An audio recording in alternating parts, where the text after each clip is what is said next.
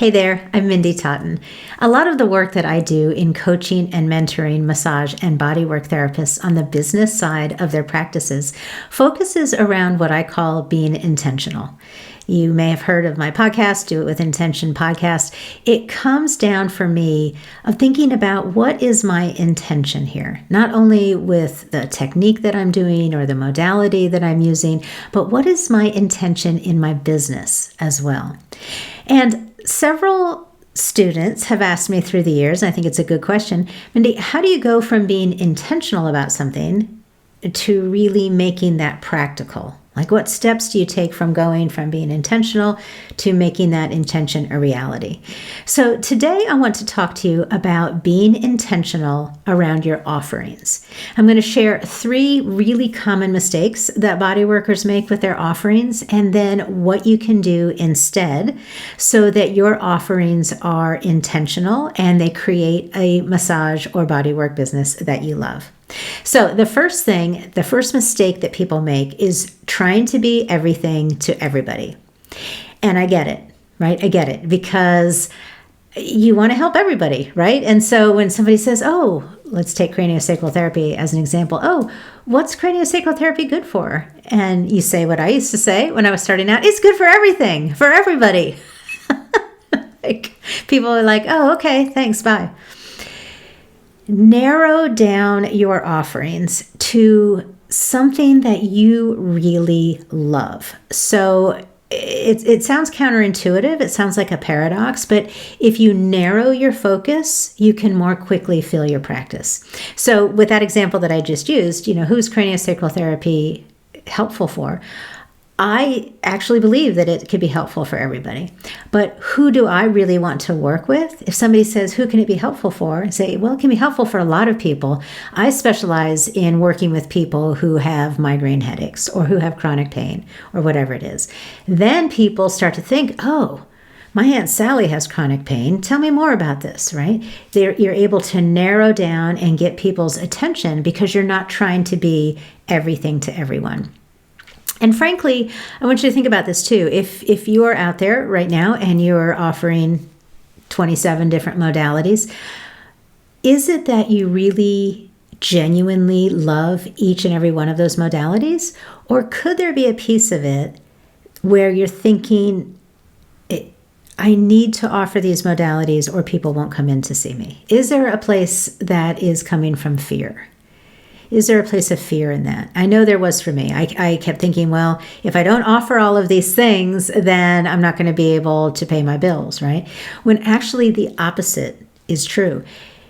When you narrow your focus, not only do you get really good at the work that you really want to do, but you become known as the authority in that area, in your area, in that modality. And, here's a really good bonus tip for you. It doesn't have to be, you don't have to narrow down by modality, right? Let's say you do, again, 27 different modalities, whatever, you do a handful of modalities that you really love, but you want to narrow it down perhaps by population. So you just want to work with postpartum women, or you want to work with children on the autistic spectrum, or let's say you want to work with people who are struggling with fibromyalgia. That's narrowing it down by population. You can go even further by narrowing it down by conditions or by symptoms, right? I work with athletes who are struggling with strains, right? Strains in their leg. I mean, you can get really, really narrow if you like. But the key piece here with your offerings is to narrow it down to things you really love doing that really light you up, because the people you work with are going to get better results. If you try to offer everything to everyone, you're going to end up like I was. When I first started, I was offering Thai massage.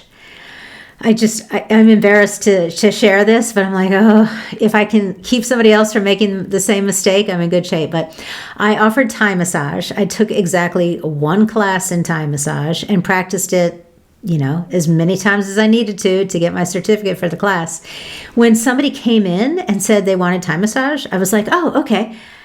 I had to go through my class notes to even remember what I was doing, right? Of course, that wasn't a good session. Of course, the person didn't get the results they were looking for. If I had just been true to my heart and narrowed down and said, I offer craniosacral therapy, then the people who wanted craniosacral therapy would have been drawn to work with me. I would have done better work and my clients would have gotten better results.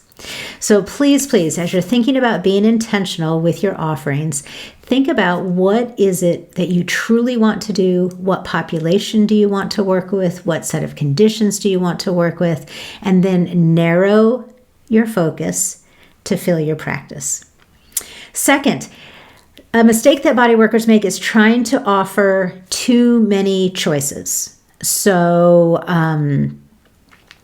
maybe you only want to do craniosacral therapy, but you're thinking about offering a 20-minute session, a 30-minute session, a 60-minute session, a 45-minute session, a 2-hour. Too many choices. Again, I've shared this story before, but I think it's really good illustration of what can happen when you give people too many choices. I was at a business conference a couple of years ago, and they were women entrepreneurs, and we were in a mastermind group together. And when the gal found out what I do, coaching massage and bodywork therapists in business side of their practices, she said, oh, I tried to get a massage yesterday, but it didn't work out. And I said, oh, really? What happened? And she said, oh, I got this neck thing going on, my neck's killing me from the plane ride or whatever. And she said, I got online and I looked for an appointment and I found a therapist. She seemed good. And then when I went to make the appointment, she said, there were so many choices, I didn't know what to pick. She had, orthopedic massage, sports massage, deep tissue massage, therapeutic massage, Swedish massage, right? Well, you and I might know what those things mean, but your average person, like my friend Hannah, she was like, I didn't know what to do. And so she said, I just picked one of them. And then there were all these other choices. Do you want this add-on? Do you want this number of minutes? She said, it was just too overwhelming, so I didn't make the appointment. And that could be happening to you too. You want to be as clear as possible with your offerings, with your choices. Again, try to narrow it down to 3. Maybe you want to do 3 different modalities. Let's say you want to do craniosacral therapy, aromatherapy, and you also want to do relaxation massage. Great. Those are your 3 choices. Each session then is an hour. Because if you give 3 time choices, that ends up being 9 different choices, and it's too confusing for people. Try to narrow it down as much as you can, remembering that being clear is being kind. People, later on, if they come to see you over and over again, you can be like, hey, you know what I really think would be great for you is 45 minutes of this with 15 minutes of that on the end. That's great. But when people are first coming to see you, they need the choices to be clear. They need them laid out as clearly as possible. Okay, the final thing that I want to invite you to think about is to reduce your number of add-ons and upsells. I know some of you will be like, no, but I make some money with my upsell. You might, right? What I'm suggesting, instead of trying to do $15 or $10 upsells of whatever it is that you're doing, is instead become really, really proficient and masterful in the work you really want to do. You become the local authority, you become the go-to person for your modality in your area, and then you can charge premium prices for premium services. And you don't need to try to do all of these different add-ons. You don't need to try to throw them in there.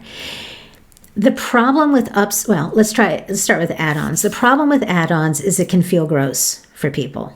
Frankly, this has happened to me. You go in someplace and someone's working with you and they say, you know what I think could be really helpful for what you're struggling with is vitamin C. And I just happen to have vitamin C for sale right in the other room. It's like, oh man, it doesn't come across as genuine. It doesn't come across with integrity, right? So instead of doing that, become really, really good at what you do, and you won't need those other add-ons to make your income goals. The other area is an upsell.